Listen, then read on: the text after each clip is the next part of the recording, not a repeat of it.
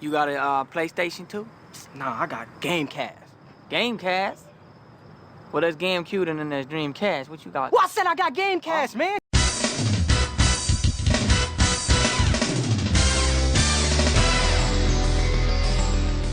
Making its debut in the fall of 1999, this system was the first system in the 6th generation of gaming consoles, and Sega's last piece of hardware they ever released. The system featured perfect arcade ports and sports games that truly changed how the sports genre was presented. Join us as we examine the highs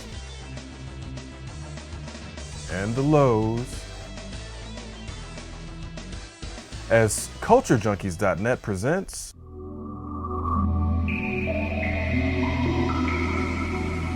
We Love the Sega Dreamcast. The Dreamcast was first released in the United States September 9th, 1999. It was a highly anticipated system. When I heard about the Sega Dreamcast, not only did I pre-order one, I had it on day one, most definitely. It was, to me, I thought it was going to be Sega's redeeming console. It was going to bring them back from the dead. And for the most part, it did. I still have my launch day Dreamcast. The thing was working flawlessly, never had a hiccup, ever. Yeah, I was the one that reserved it, so technically the one he has is mine. Thief. The system was friggin' awesome. By far the best launch ever. It's still one of the best systems ever. People say, oh, it was the best. No, it is one of the best systems. Like, it had like good games across the board. Virtua Tennis? Power Stone. NFL 2K. Skies of Arcadia. Sonic Adventure. Had to have Sonic, you know. I mean, what's buying a Sega system without getting Sonic? You know what I'm saying? That's like a no-brainer, man. You gotta get Sonic. Come on now. Shenmue. Soul Calibur, that was the first fighting game. True arcade, perfect. Well, can't really say, like Great Daddy Cookie said, it's not really truly arcade perfect because it's better than the arcade. I still hear that open to Marvel Capcom. Constantly just brings a smile to my face.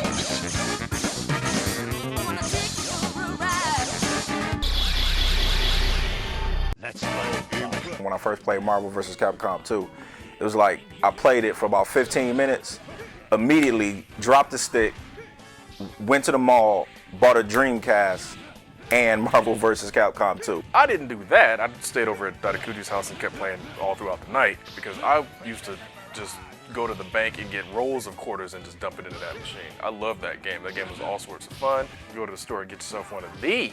I don't care. The buttons are going to get keyed out. It's going to look awesome. It's going to have background. And it's going to have like Marvel vs. Capcom 2 stuff showing up in the buttons. It's going to be sweet. I love Marvel Capcom. I mean, I still don't believe I've ever won a match playing that game with you guys. But no, I love that game. Marvel vs. Capcom 2 proved to be one of the Dreamcast's most popular fighting games. But Sega also began to attract attention with their 2K sports games. Hello and welcome to the inaugural year of the NFL on the Sega Sports Network. Watch a battlefield of 100 yards. The sports games for the Dreamcast, I didn't really get into them, but Megatron did. He would come over and play them all the time. That was like the 2Ks were like, wow, it just like looks real. Like people would, I remember worked at Mini Play, somebody stopped and said, oh, is that a football game on? I'm like, no, this is NFL 2K. NFL 2K, to this day, it revolutionized how 3D football games were done. Madden had nothing on the 2K series back then, and it was so good that EA had to take Madden away from everybody. They just said, you know what? Actually, it wasn't EA, it was Sony. Was just off. I don't know what happened there. That's what I meant. We're going to cut that. Back up. EA took football from everybody. That's how good it was. 2K could no longer make NFL branded football games. A gain of 6.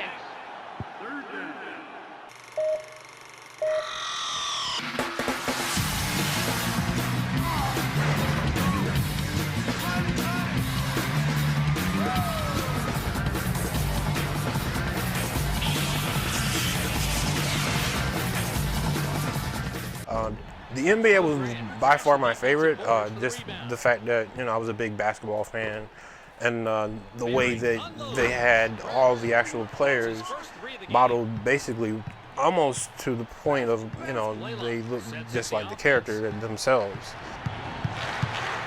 Gives up the ball.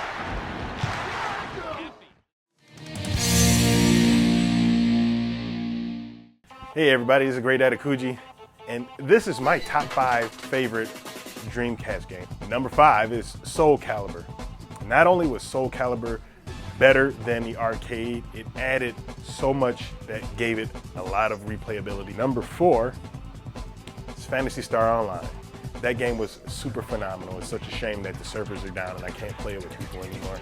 Number 3, Sonic Adventure 2, but Part 2 took the formula from Part 1 and made it way better, looked better, played better. Number 2, Jet Grind Radio. Cel-shaded graphics, a killer soundtrack. You're going around tagging everything. Where's my sequel? And I'm not talking about Jet Set Radio Future. Number 1, you knew this one was coming, it was Shenmue.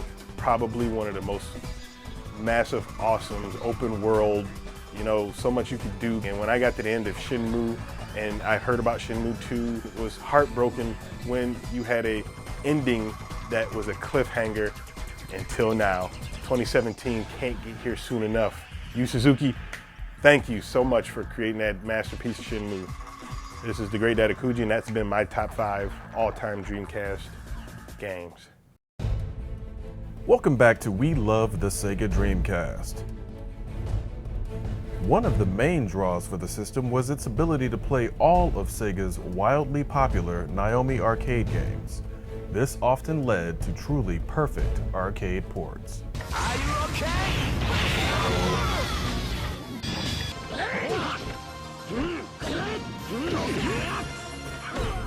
I played Soul Calibur for a day. I played it 24 hours straight. I did not turn it off. Like, I haven't done that since Street Fighter 2, the Super Nintendo. So you didn't have to go to the arcade, and when you had games like Marvel vs. Capcom 2, or Part 1, Street Fighter 3, all 3 iterations of them, Crazy Taxi, Soul Calibur, Virtua Fighter.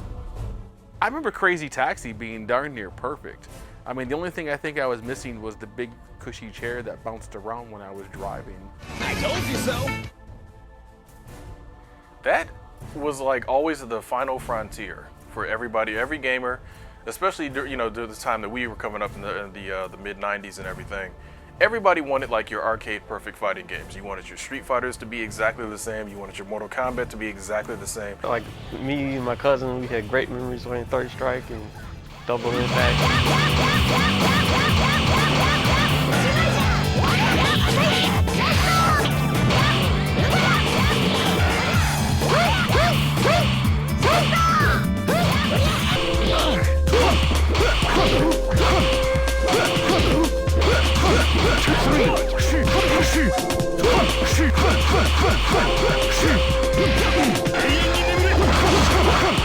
In addition to a solid lineup of fighting games, the Dreamcast also took opportunities to innovate through its accessories.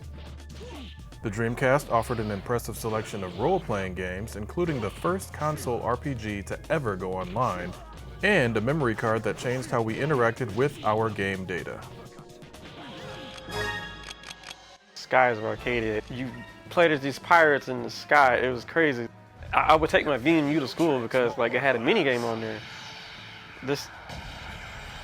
Like homeroom in high school when I was playing this, man. Oh my goodness! Like the days just flew by because when at lunchtime I would pop this thing out. And we had about 6 of these, so yeah. To distinguish between his and mine, we decided to get our own different color versions of it. So that way, this is mine, this is yours.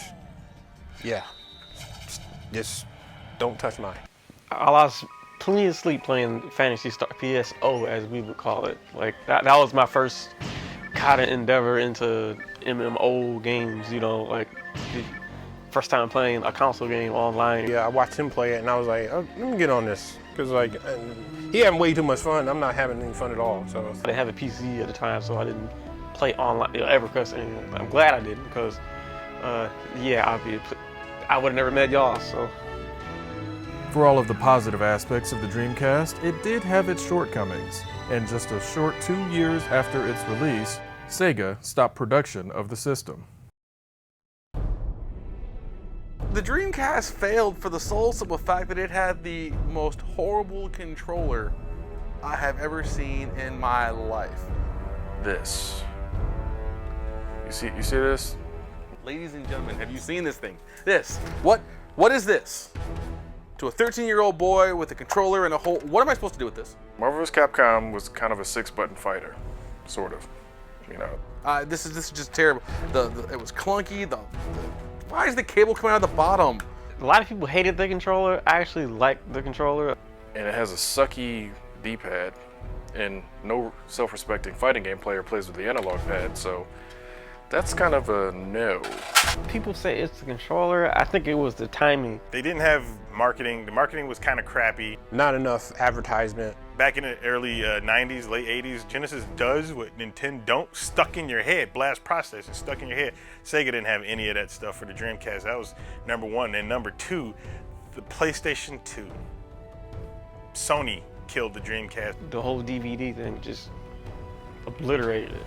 I mean, it was like, it came out cheap. It was $200, so it wasn't the pricing. They had the pricing, and you know, it wasn't too expensive. Dreamcast wasn't like a mainstream system to me. You know what I'm saying? It was for like a real gamer, someone that just really appreciates, you know, the art of it and just appreciates gaming. I mean, Sega went through so many different iterations of things that they brought to the home front. It's like, okay, started off with the Master System, came out with the Genesis. Okay, well, what's our next step up? We're gonna do the Saturn. But before we do the Saturn, let's come out with another add-on called the 32X that you plug into your Genesis. And then the Saturn came out way early, had no games for it. It was $500. Like the only system more expensive than the Saturn was the Neo Geo, and nobody had a Neo Geo. Nobody. Yeah, trust us, we got another system coming. By then, I was like, look, I'm done. I like the PlayStation's working fine. I have no problem with that. PS2's on its way. There was a lot of people, like, they just weren't interested in the Dreamcast. They said, I'm just gonna wait for the PlayStation 2 to come out, and they waited for the PlayStation 2 to come out. Even though production of the system had ceased, the Dreamcast went on to live a second life in the form of the resale market. The system brought hours and hours of enjoyment to many fans all around the world, and the Sega Dreamcast will truly be well remembered. It's one of those systems that is highly remembered as being super awesome. I think I just got my first apartment too. I just moved out the house. I didn't leave the apartment like for months. 80% of his games were like great games. You arguably had the best launch day ever. By far the best launch ever. It had the best launch ever, and if you see one of our earlier videos, you would see me. Dreamcast is where it's at, baby. Best launch ever. Ever. Best launch ever. Simon says that the Dreamcast was the greatest system that ever came out. I love playing the Dreamcast. It's one of the best systems ever.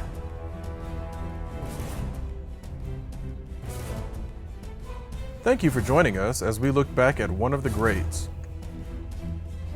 Let us know what topics you'd like to see discussed in future episodes by visiting culturejunkies.net.